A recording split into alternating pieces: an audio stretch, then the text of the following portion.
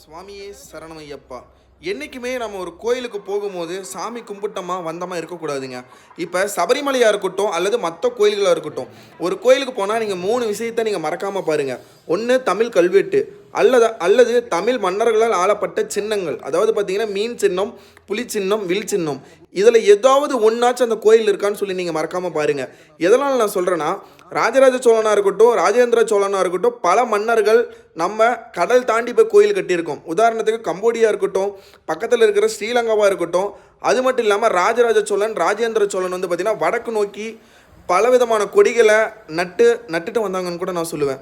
நான் எதனால் நான் சொல்கிறேன்னா, நீங்கள் ஒரு கோயிலுக்கு போகும்போது நம்ம தமிழ் வரலாறு சார்ந்த ஒரு சில முத்திரைகள் அந்த இடத்துல கண்டிப்பாக இருக்கும். அது மீன் சின்னமாக இருக்கும், அல்லது வில் சின்னமாக இருக்கும், அல்லது புலி சின்னமாக இருக்கும்.